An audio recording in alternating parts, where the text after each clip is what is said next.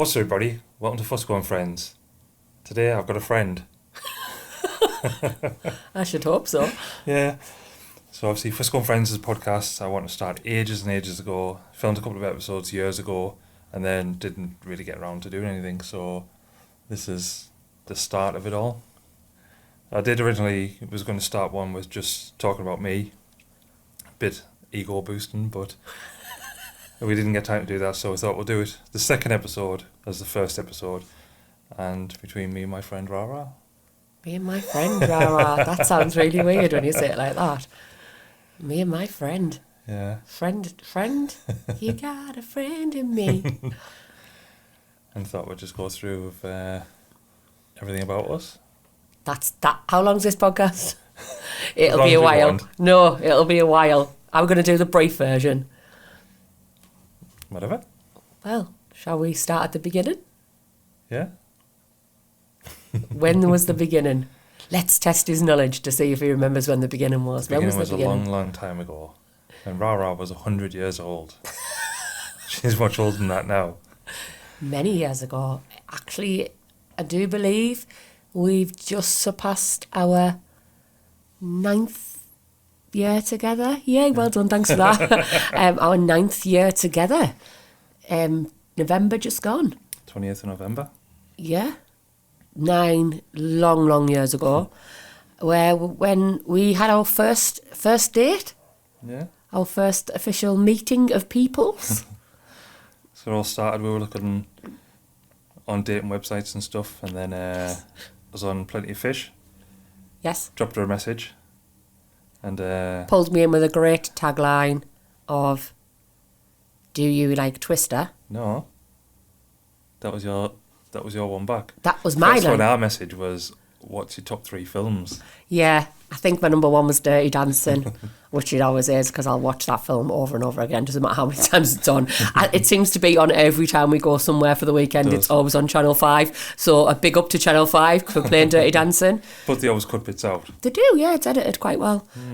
So yeah, that fateful Monday evening in November, dark, drizzly, rainy. So to go back to the messages, so I'd message you and then you'd come back and say, "Oh, do you like Twister?" Or something along those lines. I was like, yeah, it's a good game, that. But Yeah, but I actually meant... so I'd been out doing a photo shoot or a video with the band called Twister. And at the end of every photo shoot and video stuff, I used to do a selfie. So there's a picture of me and Stevie. And Rara was friends with Stevie. And obviously saw the picture and saw me. And then obviously put the 2 and 2 together. Yeah. And then I think I'd sort of sussed it out that you had that. Because you said about a mutual friend. And I just played it down. I was like, oh yeah, it's a good game, this and this. Yes. And obviously it all come about that. You sort of knew Stevie in the band and so did I. And we just kept chatting for a bit. We did. I think we chatted for about a week via the dating website at the time, because as many of you out there who've been on dating websites will be aware, they are a deep hole of darkness that once you dive into can be quite hard to come out of. There's some very weird people on there. There's some eclectic's the word, probably not weird, eclectic people, and you'll know yourself, not everybody matches with everybody else, otherwise life would be perfect. But I'd spent quite a considerable length of time on this said dating website, and it's quite ironic that the day I'd gone on to delete my account was the day that you reached out with a message, and I was quite hesitant in my reply, although I was replying. I'd made the decision my own self well before even really speaking to you that it wasn't, online dating just wasn't working. It wasn't all it was cracked up to be. I did go back to the hark of the days where you'd go to the pub and you'd meet somebody, naturally come across somebody that you could get talking to. And I think I'd got to that point in my life where I thought it's not going to work. This online dating's rubbish. I've met so many people. Don't get me wrong, I've met some lovely people, just we weren't matched. So some really great characters. But there was also some really odd, strange people that, you meet and you think, how is this person managing? People might have thought that about me, in all fairness. So we agreed that we spoke for we'd been talking for a bit, and then I had a creative night at the studio. Yeah. And at the time there wasn't much signal at the studio, so I was trying to message in between, and then I was trying to go on a message, and was just saying like profile cannot be loaded and stuff. And I was like, oh, it must be the signal. And then I got back home and then I couldn't find a profile. I was like, oh, I must have done something wrong. I must have been blocked or whatever else. You thought I'd binge you off really fast. You thought he'd been binned off. I know. And then I think I'd been trying to find her on Facebook, so I could message her and couldn't find her at all. And then I got a message on Facebook. Oh, hi, it's just me. Yeah, swiftly, may I add, explaining my disappearance from Puff. Purely, I think I'd made that conscious decision. I was definitely going to delete the account. It wasn't for me, but I'd enjoyed our banter and our crack over the sort of past 5-6 days prior. So we quickly and swiftly moved on to just using Facebook Messenger to talk. And neither of us really felt the need to be specifically on the dating site. We'd enjoyed each other's sort of conversation. He'd wooed me with his charm and his comedy. With his upside down pictures. Upside down pictures, yeah. Those of you who don't know, Keith obviously enjoys hanging upside down off poles for a bit of pleasure. Fascinated me that this was something that he did, and I was like, wow.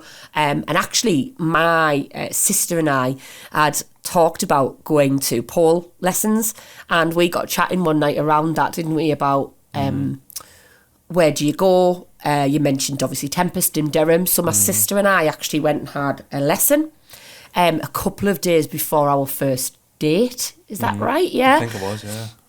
And I got chatting to the instructor and we were talking about, this guy that I'd met, and she'd been chatting, and obviously I think you'd already mentioned that you possibly had a date lined up. And then we originally had that for the Tuesday night. Yeah. It would have been the 29th. But then I happened to be at an appointment in Durham on the 28th, and I wasn't going to have any children. I had the night to myself, and I just messaged and said, are you free on Monday by any chance? And I think you were like, yeah, I can be, why? And I said, well, I'm going to be in Durham. Do you fancy meeting up in Durham on the Monday? Because I think at the time I would only have the kids till 6:30, and I'd go home, bath, bed, because we were quite young. So I was like, oh yeah, after 6:30. But then this particular day, I think I dropped them off early. Well, I know I did. And then I'd had my bath and stuff, and then I set off early, and then there was traffic at Durham. Yep. And then, ultimately, I was on time, but Rara's watch was incorrect. No, he was late. And this is what I'm saying to you there, though. 9 years, he gets reminded of this repeatedly, that he was late for our first date. Even though I left early. Even though he claims he left early. It is quite a bad bank to get down. Claypath can be quite treacherous. But the fact of the matter is, when you're coming to make this, you need to put some effort in. And that means leaving lots earlier than normal. So, yeah, we met in a dark car park under the city of Durham.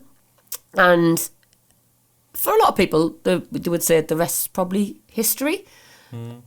But I think I would pride ourselves on saying we've sort of made our own history. There's been some really significant moments of the last 9 years where, yeah, there's memories and there's occasions, but we've had lots of challenges. But even in the beginning, it was... Obviously, we had our first date on the Monday. We had the second date on the Tuesday. As planned. As planned, our original one at the OK Diner on the A19. It was just okay. It's just okay. And then it was the Thursday? No, I saw you on the Wednesday. On the Thursday, we went to McDonald's, and we actually took our children. Because for many of you might appreciate, and I think for both of us, it was really key that if we wanted to take things further, we needed to know that our children liked the other person. And the thing on the first date was, I've got 2 kids, she's got 2 kids, don't want any more children, and that was mutual, so that was another bonus. Yeah, I think that's the... But then, obviously, over time, being together it would have been nice to have a child of our own, I think. You only think. I think we quite like... too busy, yeah, though. I think it would have been something that we probably would have explored more, but as he's already alluded to, I am older than him. Much older. No. So I'm 7 years older than Keith, and that, again, biologically creates its own problems as well. But the potential to have children wasn't necessarily something that was completely off the cards, but it was something that we'd already discussed, that neither of us really felt like we needed to have another physical child as an addition. Four's enough. 4 is enough. In all fairness, having 2 and being a single parent, and the same with yourself, it presents its own challenges, but it also, when it comes to relationships and moving on in your own adult life, it creates its own challenges, because you've got to ensure that the person you want to spend time with ultimately also likes and enjoys your children's company if they're going to be a long-term part of their life. And that was really important for us, that we did that quite quickly. A lot of people will probably judge us and go, what? You met each other's kids after 4 days? But actually, for us to really commit to this being something that we want to put a lot of time and energy into, we needed to understand that we would spend time with our children as part of that equation. And it was actually... Because I know for me in the past, when I'd been in relationships, it was like one of them I'd been with a year and she hadn't even met the kids because it wasn't right at that point. So what, it never felt right. Yeah, and I mean, I think you sometimes just know. My thing was that I wanted to not have a separate life as such. Some couples will choose to have separate lives, so what they do with their, say, partner, and they maybe don't ever mix with another friendship group or even their own children, and I definitely didn't want that. I wanted to have somebody that was very present in my children's life and in my life, and it wasn't like a hidden secret. But it was important for me to know that there was some level of, oh yeah, this is okay. And when I was going out with people, my children knew I was with somebody that I was enjoying spending time with. So we had we met at the services at McDonald's after school, picked the children up from school and agreed to meet, and we ended up having a food fight in the McDonald's, to which my children thought it was absolutely amazing. Thought he was the bee's knees. He's dead cool. Keith's dead cool. Because he was chucking chips and burgers and nuggets off them. I was mortified because we're in the middle of McDonald's having a food fight. Kids were loving it. The biggest kid of all was loving it. But I think it really broke the ice and relaxed the atmosphere. And again, for both of your 2 children, they were still very, very young. I think they all were, really. But again, it meant it was enjoyable. It wasn't a scary experience. It was just Mummy's friend and Daddy's friend, and we'd just gone to have tea at McDonald's together, and it was really relaxed and sort of calm. And bizarrely, my heating had broke on my house. So you had a couple of spare heaters, didn't you? And you were like, I've got some spare heaters. And I was like, that'd be great. So we actually drove over to yours to collect these heaters. And it sort of just went from there as a natural progression. And then I think that weekend we'd gone to Newcastle. I think we'd gone shopping and went to see some live music and stuff. And then we went to the shops. You bought a toothbrush. Yeah, because that's the adult thing to do. Adult thing to do. Can I stay at yours tonight? I need to go and buy a toothbrush. Because, you just don't share toothbrushes. Not at that early stage. Yeah, and it was pretty much from that weekend on that we saw each other. I think there was one day towards the beginning where we didn't see each other, I think. Maybe. I don't even think. I think we'd seen each other, but it wasn't like you didn't stay over or something like that.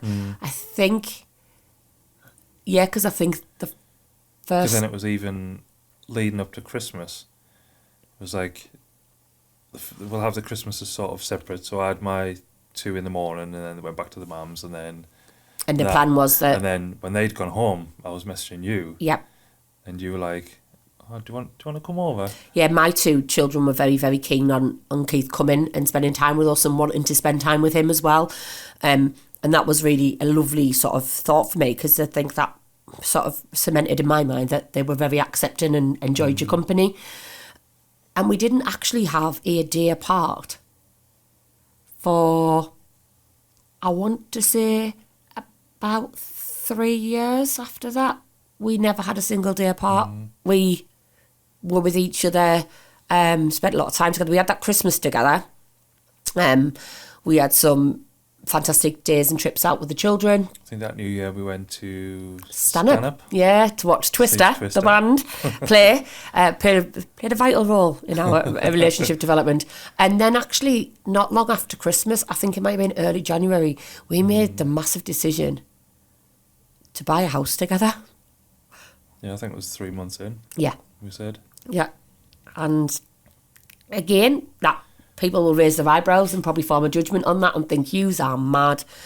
But we just felt like it was right.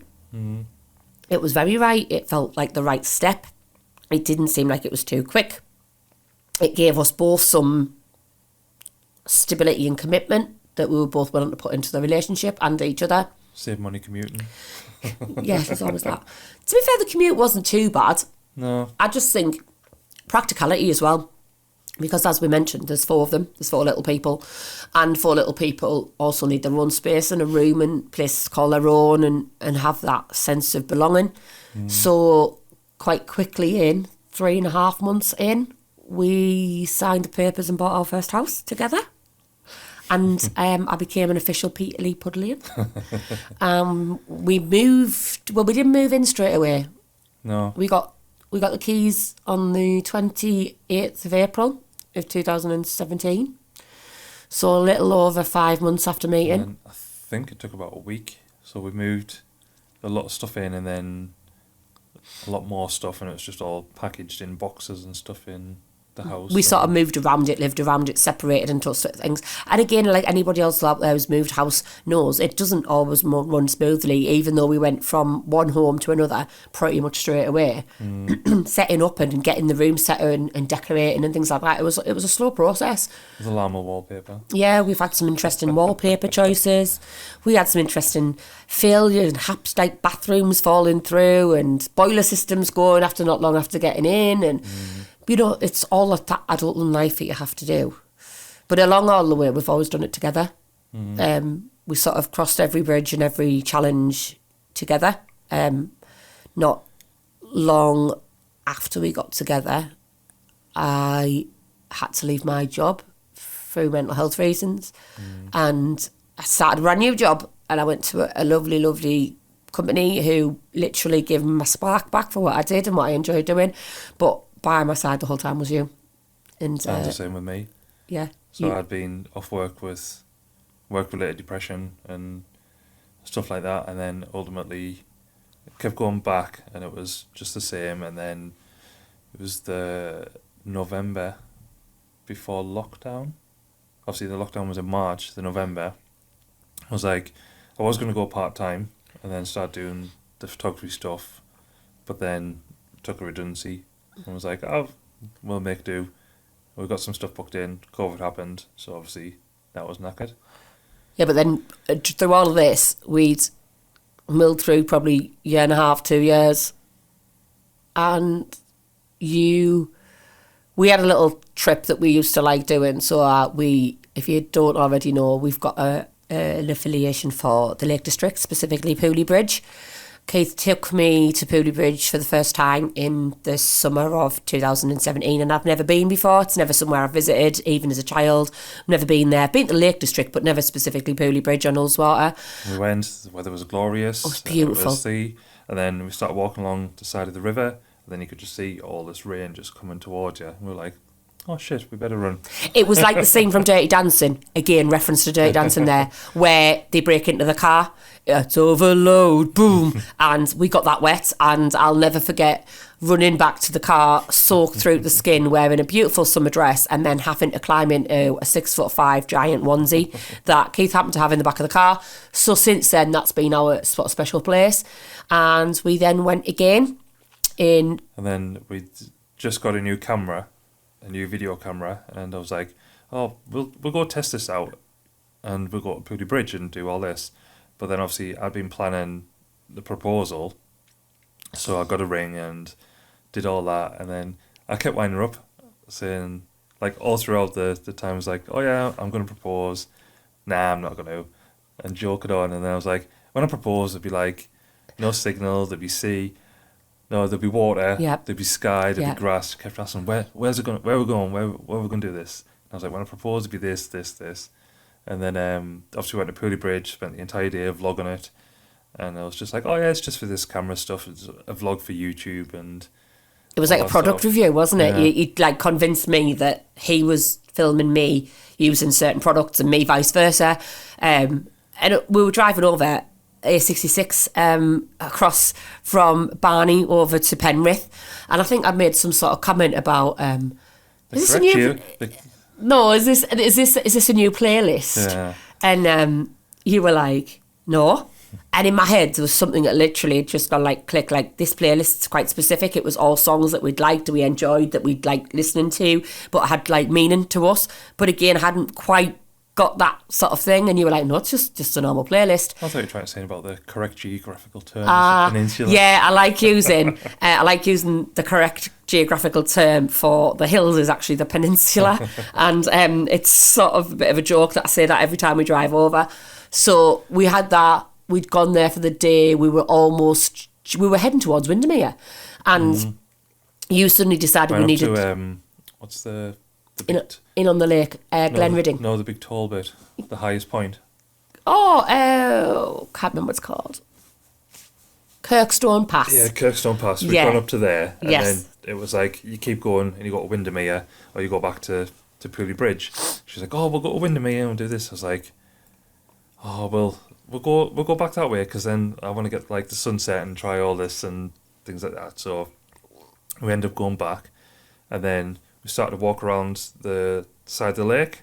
She's like, "Oh, we'll go all the way around." I was like, "Oh, well, we'll go this way, and then we need to go back," because obviously the sun was setting. I was like, I had it directly worked out the time for the sunset, and I was like, we need to be at this point at this time, and which I obviously had no idea whatsoever at all. I was just like a bit confused as to why we were going backwards and forwards. But then in my head, I was like, I'm just carrying the camera. There must be a specific reason for it. So obviously I was still doing all this B-roll and capturing all this and stuff like that. And then you took me around to the boathouse. So the boathouse is a really iconic building. Literally, it's a boathouse on the edge of Ullswater. And we pulled over to recreate a picture that we'd created the first time we'd gone. So he gets out of the car, bearing in mind there's very little car park and it's a single B road. It literally is on the edge of the lake. And we went to recreate this photograph, which is what we refer to as our Follow Me To photographs. And the one we did at the time, we got down onto the lake bed near the lake, and you can get it all in. And when we went, it had been flooding, so the water was up to the top. The water was actually, at some point, spraying across the road. And you were like, come on, let's go get this picture. Did I say, do you want to do the dangerous one? Or was that a time after? I think that might be a time after, yeah. So he'd obviously, at this point, you were trying to get things covertly out of his pocket. I was trying to figure out, I was like, what do I do? So I had my coat on, and the ring was in the car. So I think I sent you out, and you sat in the car for ages. I was like, can you go get the coat or something out the boot to send you out so I could reach in and get the ring and put it in my pocket? Yeah. And I got out, and then we went round to this spot where we go, which is fine. And the proposal, and if nobody's watched the proposal, I'm sure you'll put a little link below to the proposal video because it is phenomenal to watch. I tear up at every time. I get emotional thinking about it. I also get emotional at my naivety that I didn't actually know this was going to happen because it was so evident when you look back on the evidence of the day. But at which point, I've got the camera in front of me reaching out and we're creating this Follow Me To photo. I was pretending to take a photo, but I was actually doing a video. And then, obviously, we started to do the Follow Me To photo, and I was like, oh, hang on, reach in to get the ring out. And turn around, I was like... But at this point, I'm still looking out over the river, so wondering what the hell you're doing. I'm like, for God's sake, we're in the middle of the road, hurry up! Like, so I've got my hand outreach behind me, my left hand, and you just then call my name and then make me like, and I just turn around and it's absolute. It's like, will you marry us? And then she just turns around and it's like, in the middle of the road? I was like, and right? She was just staring, and I was like, oh shit, she's going to say no. So I stopped recording then, and then obviously it took you a while, and then... I think it was just the sheer enormity of the situation. I think because you'd wound me up for so long that you were going to do it and this is how it was going to happen.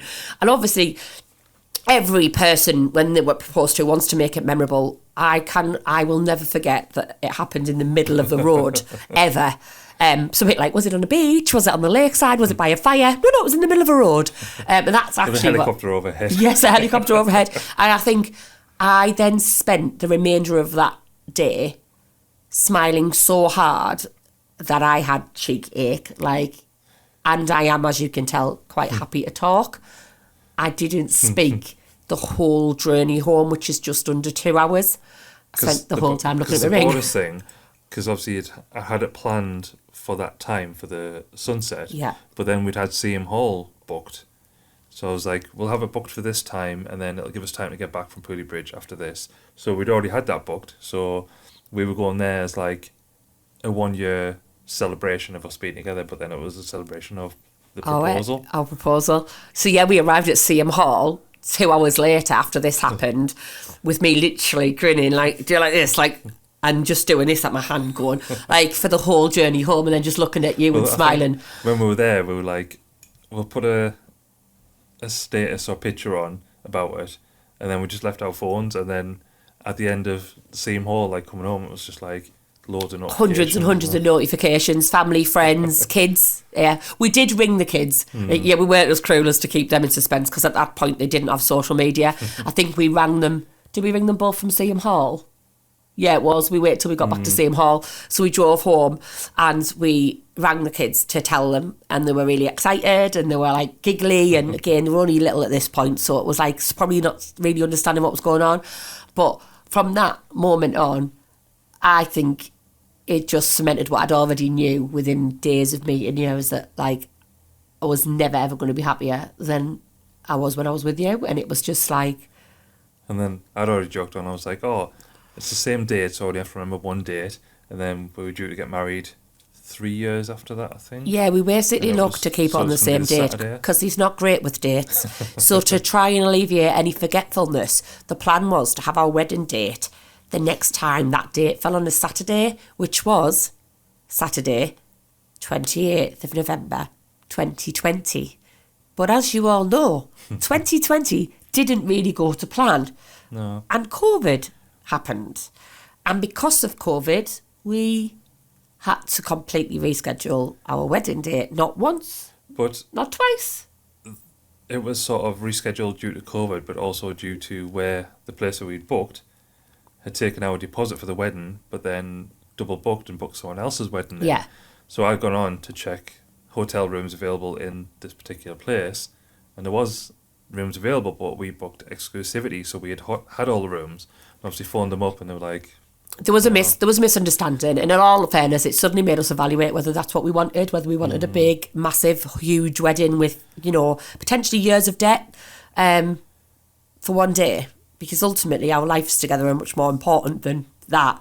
But what it also then highlighted was, well, where the hell are we going to go, and how quickly can we organise that? So we went round to things like community halls, community centres, village halls, local pub establishments with like function rooms, and trying to find somewhere big enough.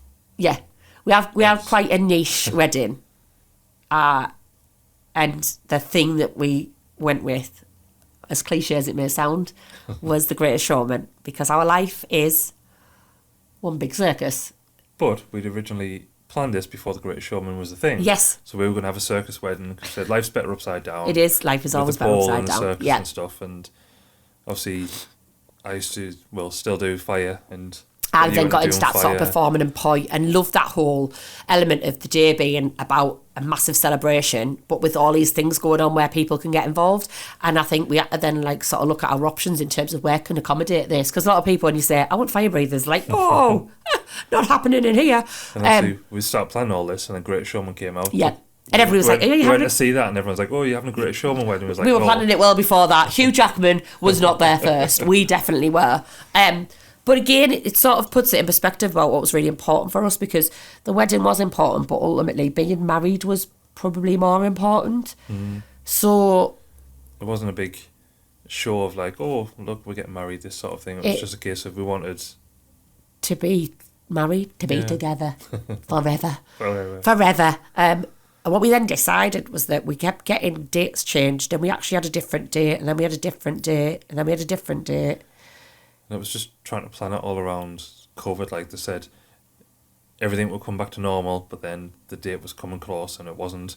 Couldn't have that, so it kept moving and moving. It was around things like restrictions around numbers. Like we couldn't, obviously, as we've already mentioned, we've got 4 kids between the two of us. We knew that they both had to be there, but at one point we were only out 8 people, and I was like, how are we going to even do this with like our 4 kids and your parents and then witnesses? It was like, we can't even do it. That was the lowest we could have at one point. Even when it went to 30, it was getting to a point. I know we did a wedding once at Akeley Heads in Durham, and the registration rules were still in place. So we weren't allowed in the room because there was already that many Yeah, people. So that's we had right. to shoot the wedding from through the window outside. Because we And I was couldn't be counting the numbers. Yeah. And again, what we decided was that the prospect of being together and married and husband and wife was so much more important than the actual wedding element.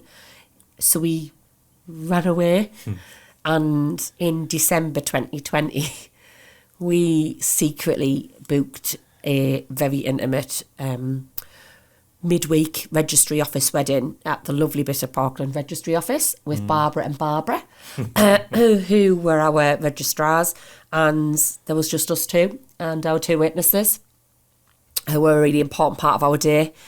And we were really, really lucky that our favourite place other than Pooley Bridge is Whitby.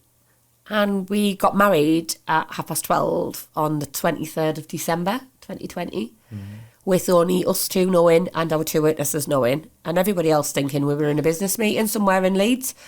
And Because we were going to keep it a secret yes, until the actual wedding, and then we were going to get a celebrant, which we did anyway, but just sort of keep it as that. So we'd booked an Airbnb in Whitby because that was out of the tiers of lockdown. So you meant you could still stay in hotels, you could still eat in Go pubs. there, and then all the pubs were open, and it was like so surreal. So obviously we weren't there. We had our And wedding then- evening there, our first night as husband and wife. and then that was booked as a surprise. Yeah, I didn't know Didn't know about what it that. was. I didn't know anything about it. I just knew So we then were we're going to somewhere. Whitby, and then obviously you got the Airbnb next to the cathedral, the Abby. Abbey, and you could see that out the window and stuff. That was lovely. amazing. And then obviously the next day we come back, Which was Christmas Eve, bearing in mind. but when we were there, Jonathan, my cousin, was texting us. He was like, "I can't keep it a secret from Auntie June. I'm gonna end up telling her." And then we were like, "Do we just tell people and then go from there, or try and keep it a secret and thingy?" And then we were like, "We'll tell them." It was important for us to tell people, I think, because we were proud of what we'd done and we were proud of each other, and we wanted to share that. But then it wasn't. We just got married and that was it. Like, we were still planning having a party and having Yeah. a big wedding day. So I actually didn't even wear my wedding dress. So I had a wedding dress, but I didn't wear it on the wedding day. I wore a beautiful collective dress and a lovely oversized coat, and you had a beautiful suit on. But actually, I still wanted that day of being the bride with the wedding dress, and because of the way we'd planned our wedding, there was elements within that I really want to still share with everybody. But keeping it a secret potentially for anything up to another further 9 months was going to be very, very difficult, wasn't And it? trying to hide wedding rings. And tried how, and again, and then not to wear these bands that you've committed to yourself, to each other.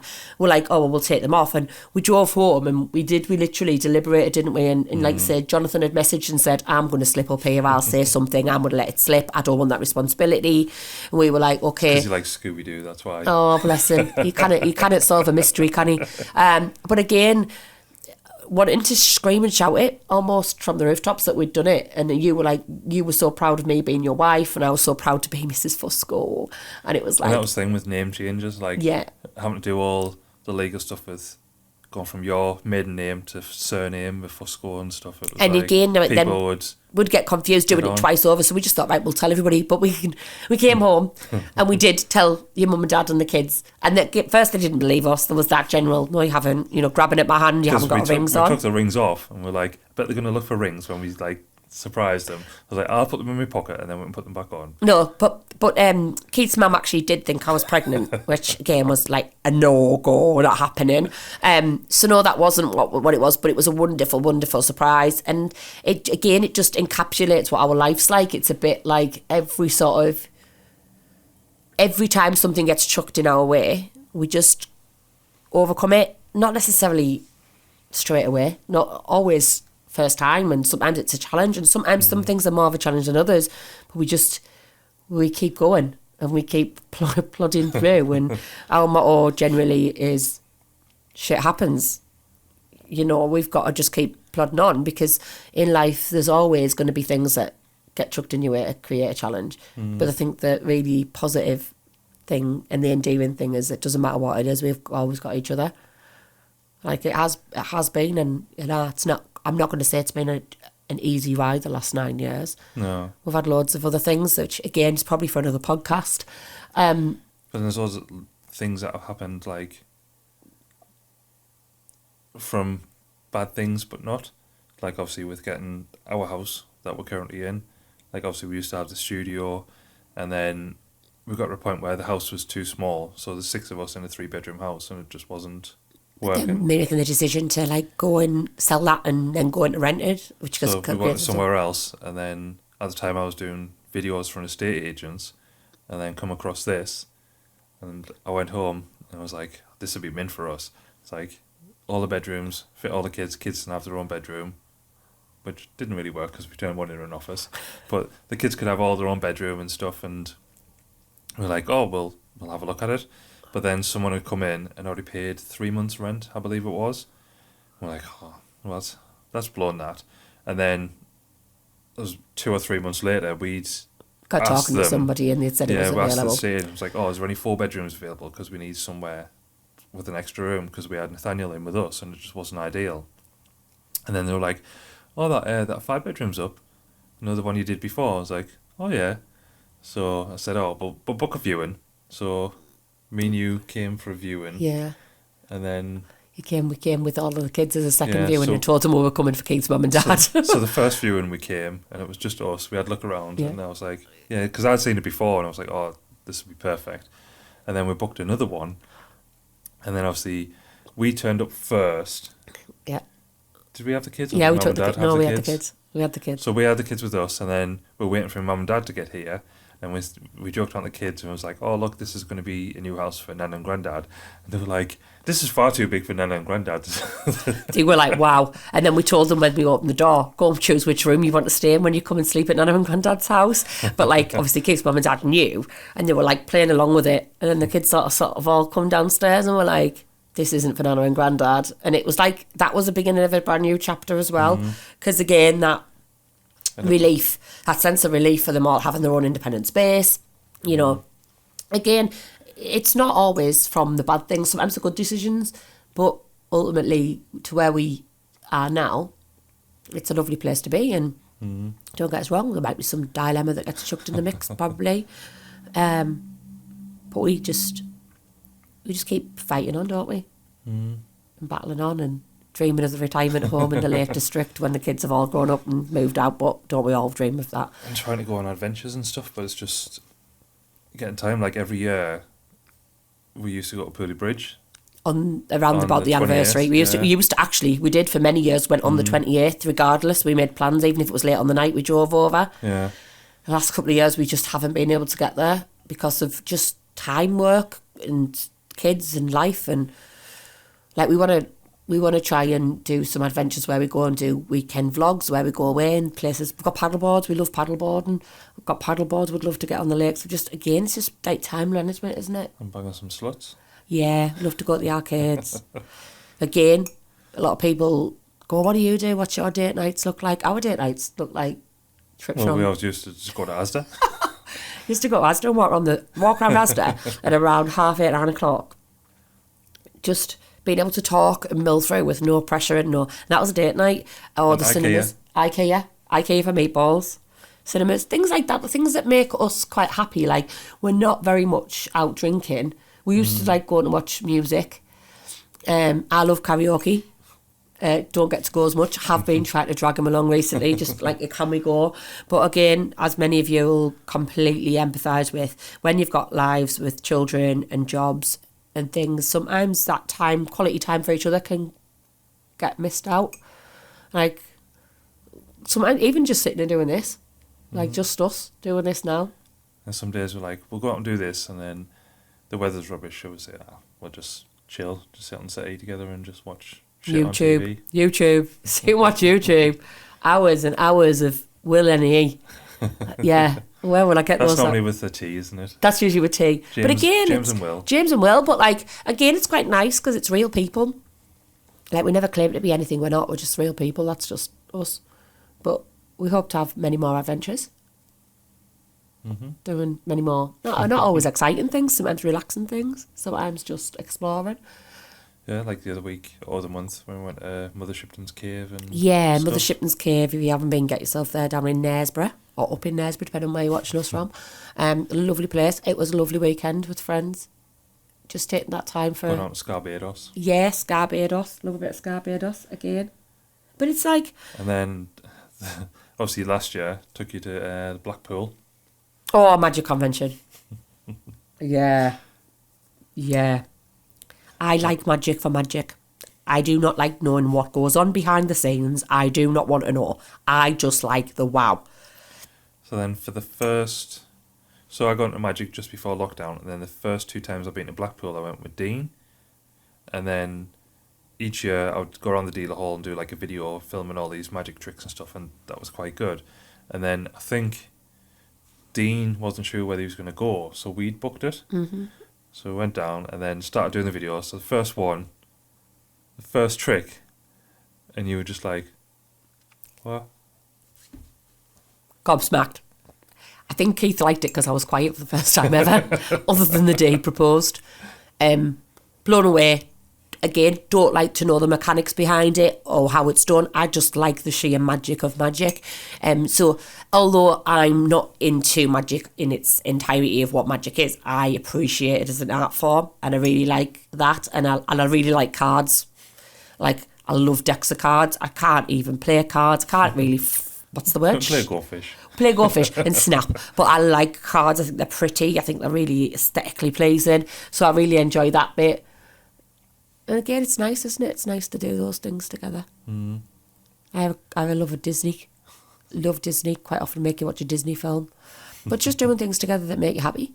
And that might be watching YouTube. It might be listening to music. We really, really both like vinyl. So we quite recently have started trying to expand the vinyl collection with up-to-date modern stuff and older stuff. Managed to pick up the soundtrack for Dirty Dancing on vinyl at a local charity shop. Again, I can listen to it on Amazon if I'll ask her. I can put it on the CD. I can even probably put it on digital radio, but I much prefer the sound of it on vinyl. Better. It sounds better on vinyl. Everything sounds better on vinyl. So yeah. So going back to the first date. Oh yeah, here we go. What are you going to chuck on us? What did you think when you first saw us? God, he's tall. Apart from being fucking amazing. God, he's tall. So when somebody tells you on a profile that they're 6'5", you sort of, as a little 5'5", 5'6" person, don't really comprehend that. I was, wow, he's tall. Wow, he's quite handsome. Like, he had a really nice, tidy beard. Still do. Yeah, only because you probably had a recently cut. But no, like, bizarrely, you were very, very slight when I met you. You were really, really slim, weren't you? Like, he didn't have his broad shoulders that he has now. Really, really slim. And I was just a bit like, oh, I don't think I have, like, a type, but definitely intrigued me. Intrigued me to find out more. What was your... Go on then, I'm going to chuck it back at you. What was yours? I thought you were way out my league. Oh, bless. How sweet's that? Now look, this is what 9 years does to you. Grey hair, aging quickly. I still think you look quite young. I am quite young. He's not. I do think that's always been one of your... 23. Yeah, that's always one of your attributes. I don't think... It doesn't matter. So obviously we've been together 9 years, but in 9 years I don't think you've really aged in... You've got a few more grey hairs than what you had when we met. Always down to me, apparently. My fault. Most definitely. I didn't have any grey hairs before. So he didn't actually. He had no grey hairs and then he met me. But you've aged very, very well, whereas I feel like over the last couple of years, I was quite young looking at first. I do think it's slightly catching up on me a little bit now. I don't know whether that's because I am. Shave my beard off and then... No, there's a whole dilemma around, and anybody out there who's with a bearded partner, have you ever seen them? I've never seen you without a beard. No. Ever. Because I got to a point where I was shaving all the time. I was like, I can't be bothered with this. I'll just grow a beard, see what it's like. And I think at the time, I didn't know whether I could grow one. So I was doing like Movember and I always used to have like the sides not growing. And then it seemed to turn out all right. It did turn out all right. He was a bit patchy on the bottom when we first met. He used to have these baldy patches down here. But again, when I met you, I had quite long hair. Really long hair, didn't I? It was like all the way down. It was midway down my back. Dark. It might have been black or purple. Handful of tattoos, that was it. And no, I think I had like a handful of tattoos. When I say a handful, I probably mean about 5. Unicorn, me butterflies, one on my foot, and my back, one on my back, and now you can't see it because it's quite well hidden, but there's not very much flesh left on us. It hasn't got ink on it.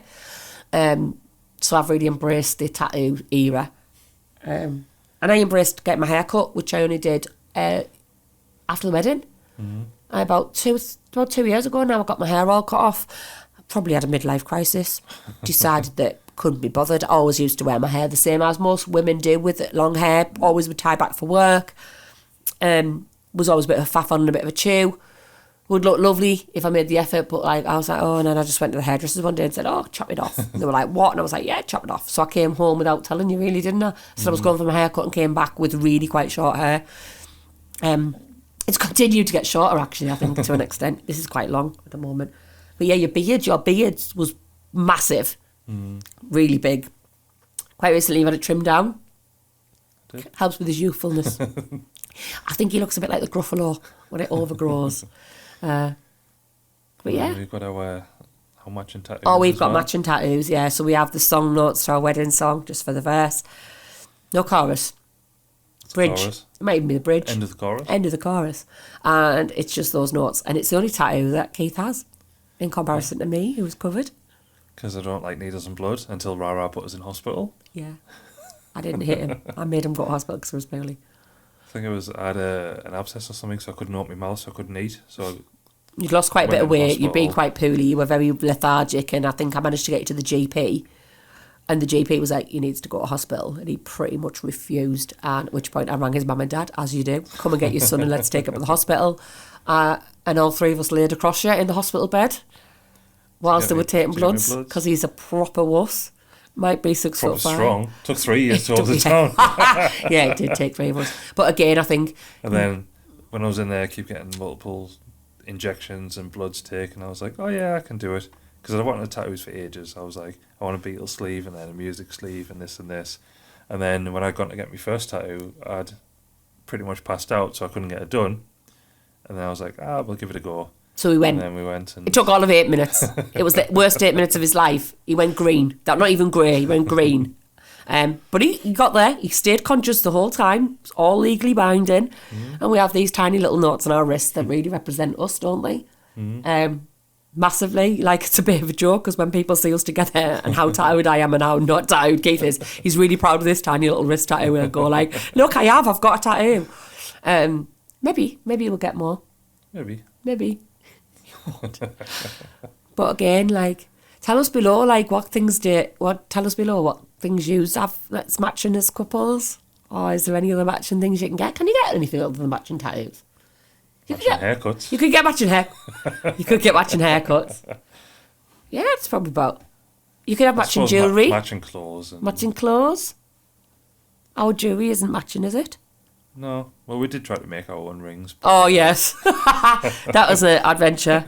We decided to do a make your own wedding ring silver course, where you go and make your own wedding rings for each other. So I would make Keith's, Keith would make mine. And I broke my thumb. So we never got back to making those rings. So then we just ordered. And I was just about finished yours. Yes. And you weren't anywhere near finished mine, so... We just never went back for them. The guys still got them, probably. Yeah, there's these unmade, uncompleted wedding rings, but we bought new wedding rings. We were just talking about this the other day, weren't we? Because you think you might need a new wedding ring. Your fingers have got bigger. So, I don't know how I feel. Which apparently is a common thing for men. For men. Not so much for women. Mine fits fine still. But I don't know how I feel about that, because these are our wedding rings. Like, these are the rings we did the day. I'd rather not get my finger chopped off because it stops circulation. Yeah, but like... Remember that time when Ewan did that? Yeah. I don't know how I feel. I don't know whether I'd want new rings. They're like, these ones, I don't think I could ever get rid of these rings. I think we'd have to keep them in some way. Definitely keep them. But like, I don't know. How do you just go to shop and put a new wedding ring on? Is that what you do? Or do you have to have, like, married again? I think you just put it on. Does that have the same meaning? Do you reckon? Yeah. I might let you get a new wedding ring. Because you know that, like, the third finger on the left hand is meant to be the vein that goes up to the... You've been listening to far too many registry office weddings, haven't you? That connects... It traditionally connects the heart. Ring is a circular symbol which... Connects the heart. Defines unbound love and... Far too much time listening to people. So, yeah. Maybe we'll get new rings. Maybe in the new year. Possibly. So what about, like, what's some of your favourite things or places? Well, Pooley we've Bridge. done? Pooley Bridge is like up there. Pooley Bridge and Whitby are like my favourite places ever. Absolutely love them. Like, I think it just goes because of the memories that are associated with both the places. Really loved our trip to Glasgow. We went and had a weekend in Glasgow many, many years ago now. That was probably pretty much when we first met. First 1 or 2 years when we first met, went to Glasgow for the weekend. Really did like the cultural side of Glasgow, didn't we? As bizarre as it was, history and culture, I really enjoy it. We find common ground talking about what we didn't know, what we do know. I really like Glasgow. Greece was nice. Greece was lovely. Adults only. When we went to London. Yeah. Yeah, that was 4 years ago now. Really lovely place. If you haven't been, island of Crete, some fantastic small little villages and communities there, but we I think chose... it's very similar to the lakes in that everyone's laid back and, like, life there is very slow. There's no hustle and bustle. If you need to get somewhere fast, then it's not going to happen. Or Yeah. get something fast. They're just so laid back. And I think it was the fact that we went, again, as lucky as we went just the two of us, so we managed to have 10 days of just our own company, at our own pace. You're not a massive sun worshipper. You're not... He's got ginger tones. So you can burn quite easily. So I had the best tan, though. Yeah, I did have the best tan. But you're quite comfortable just sitting and just reading and indulging in a book or listening to a podcast. Yeah, well, I downloaded loads of podcasts you and did. then I was just sat there listening to those, writing things for videos. That you wanted to create. And I just spent a lot of time reading and just literally sleeping, which for many of us, we don't realise how good that is, that rejuvenation, that whole... Like, yes, you can sleep on a night, but actually your body being able to just shut down and sleep when it needed to. I spent a lot of time floating about in the sea. I love floating about in the sea. I'm not a big lover of the sand, so we were quite close to the edge of the sea, so I had to get over that. It was stones, wasn't it? It was stony So that beaches. was lucky. But the culture's very nice. You're right. It's very similar to the Lake District. It's very slow, relaxed, calm. We made our nice friend. We were buying loads of clothes. Yeah, we met a friend who, like a local shop owner who sells your very traditional holiday clothes, like your white linen stuff. It was lovely. We really got chatting to him. Yeah, and then I did some magic for him, and he was talking about how there's no magic in Greece, pretty much.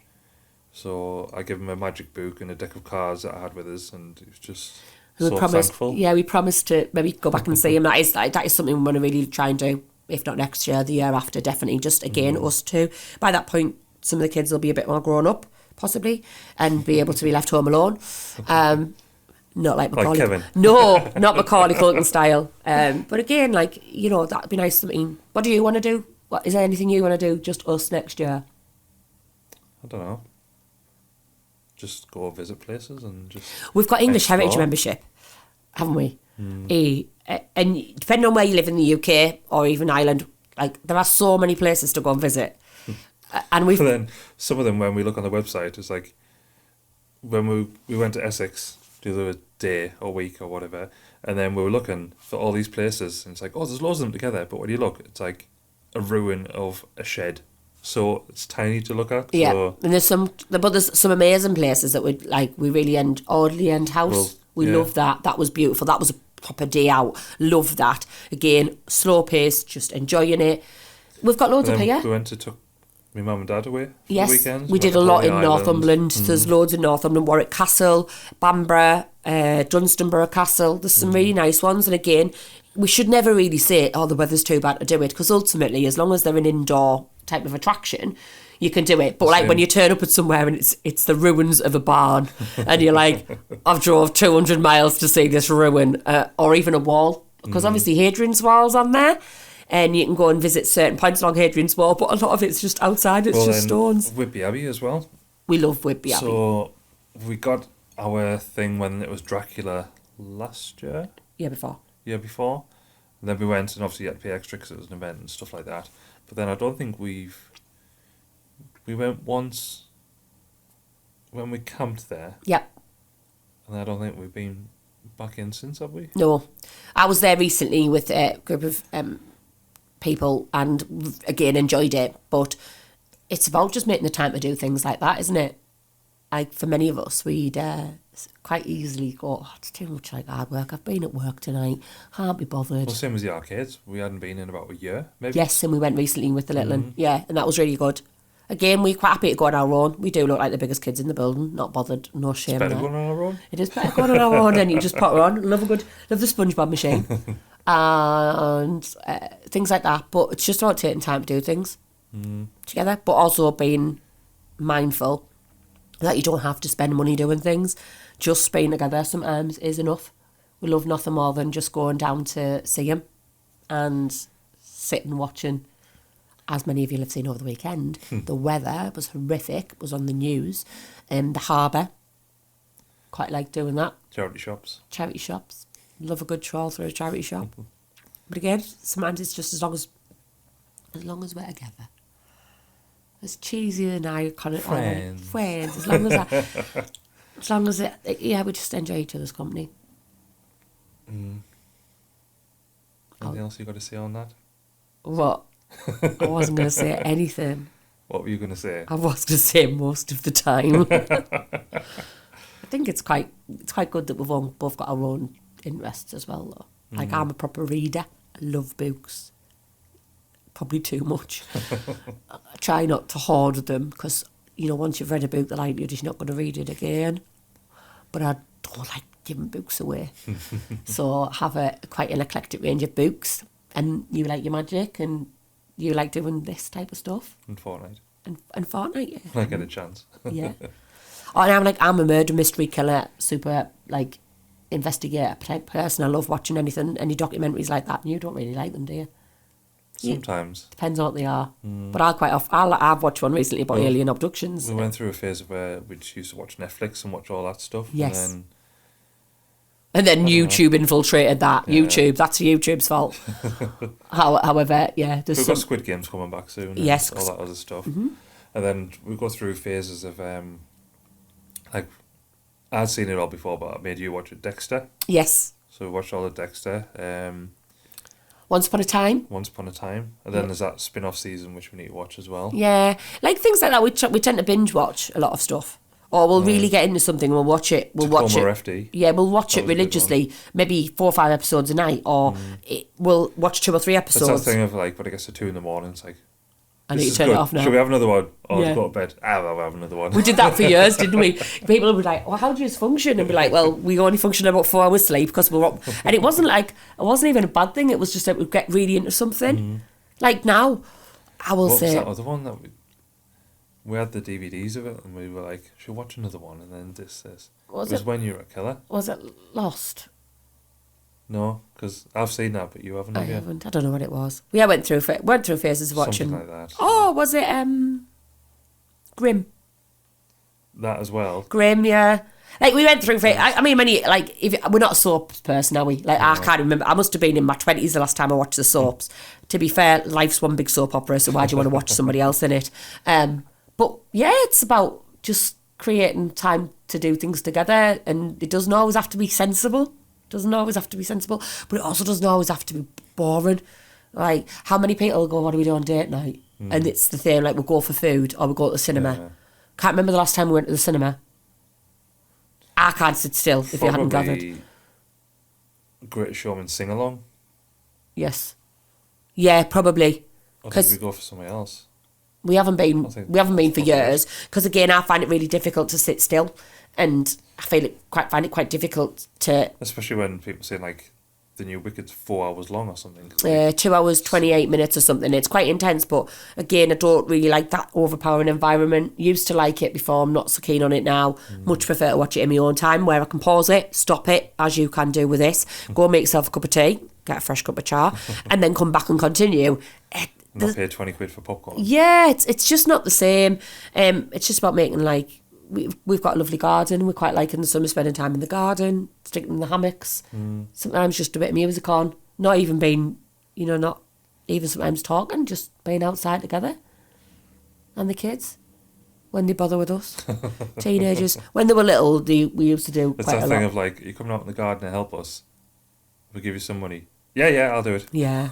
But they're also at an age where they're definitely exploring their own friendships. And I suppose when we first met, they were so young that obviously you do everything with your kids, and your weekends and your time can be preoccupied with things like clubs, like swimming, gymnastics, aerial, all that type of stuff, football, all them types of things take your weekends away, and then ultimately you're squeezing in other things when you can. Whereas now they're all a little bit older and they've all got their own choices. Do you fancy coming out and doing this on the weekend? No, I'm going out with friends. Yeah, they've got more social plans than us, and we make that joke, don't we? I think there's the whole thing about it's mum at taxi with mum and dad.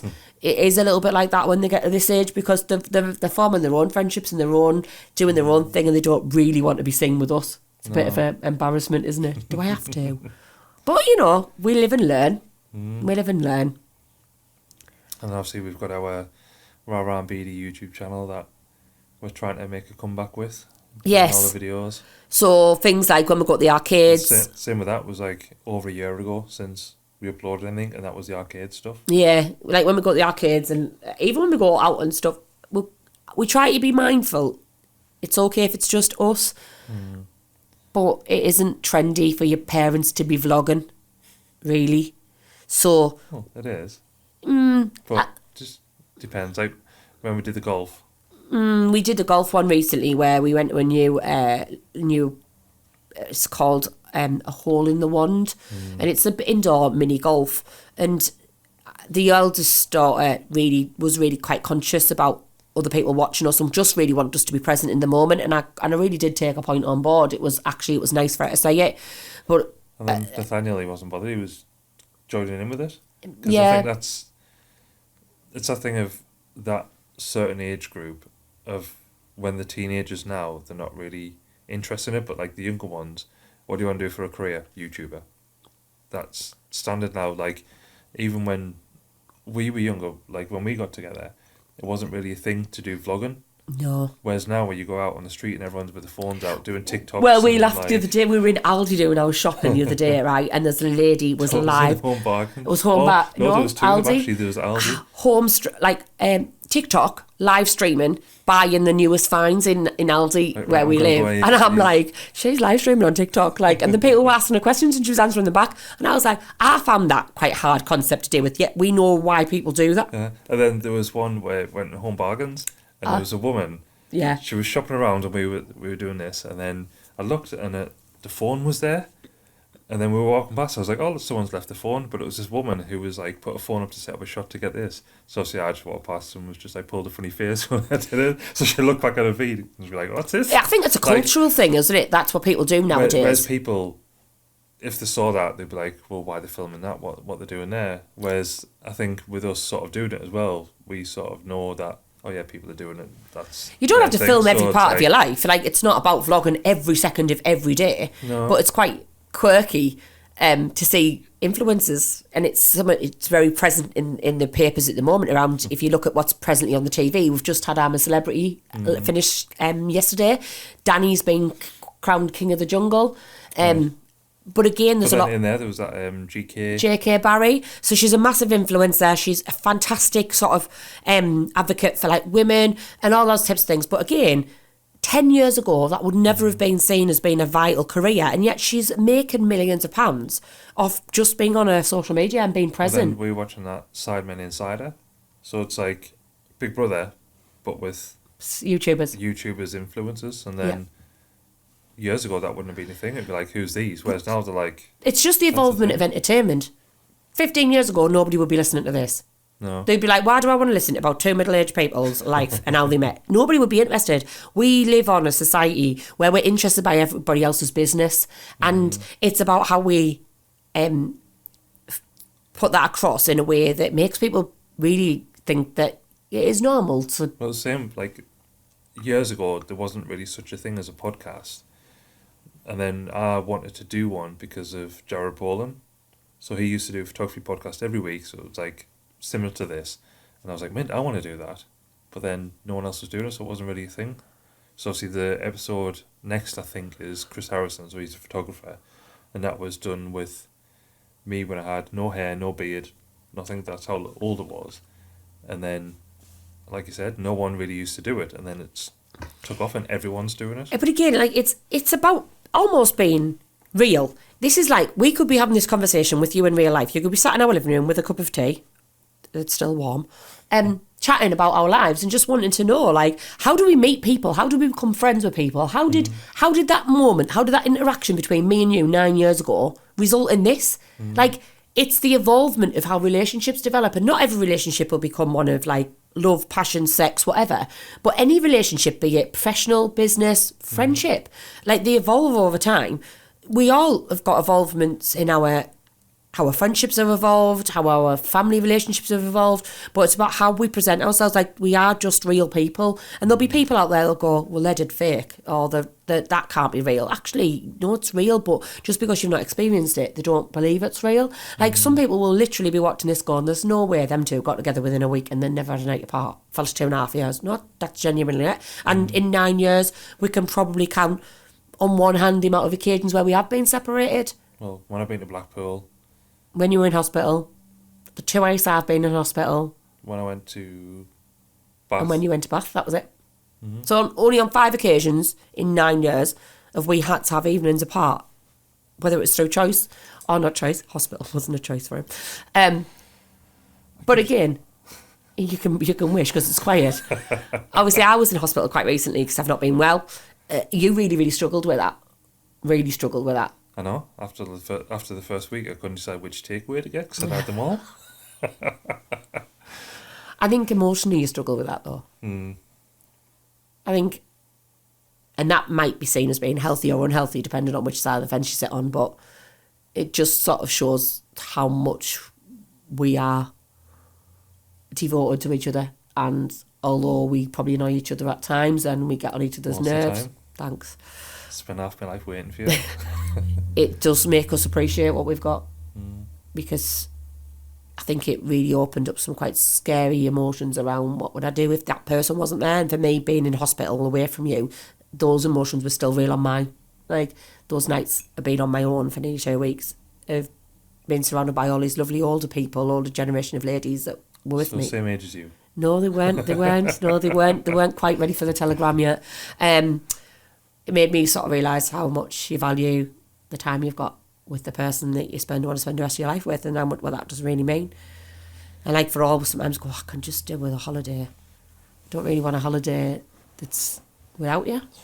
And I think we said as well, like, during COVID made it real, of like things that you would do that you didn't need to do, and then not doing them meant more time for us.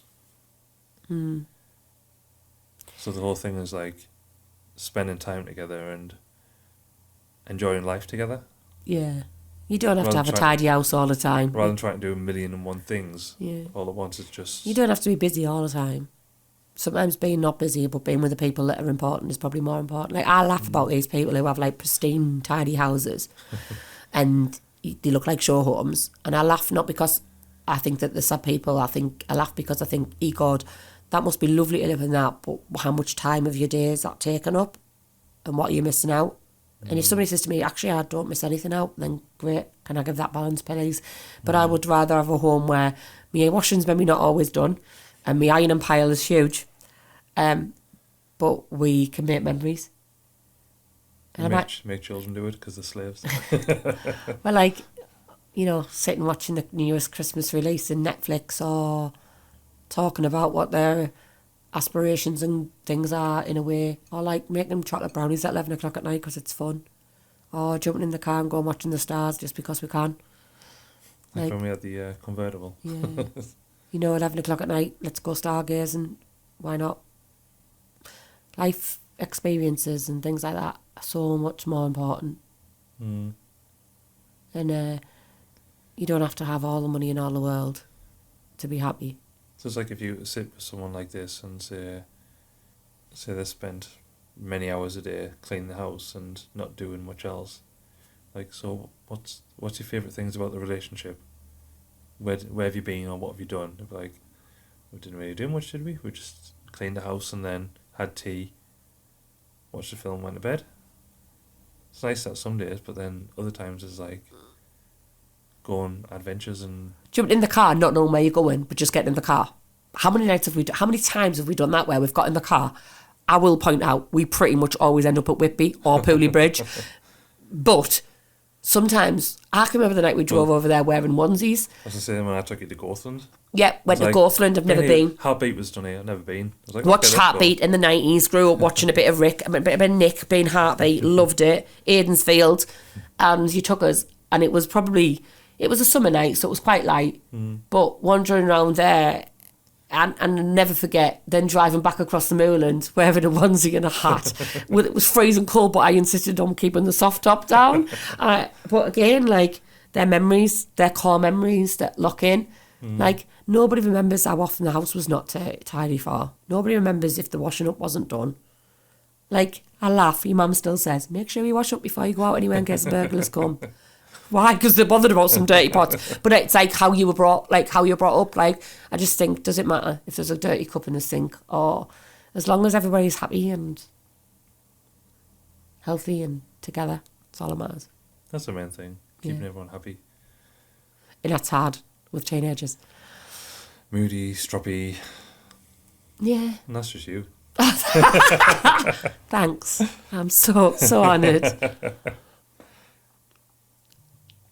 Yeah, are you the friend?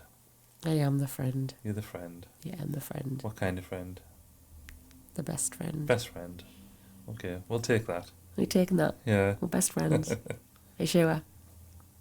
Yeah. Forever. Forever. Friends forever. Yeah, I'll stick with the tattoo. Oh, I've got a tattoo. He's branded now. He's mine. All mine forever.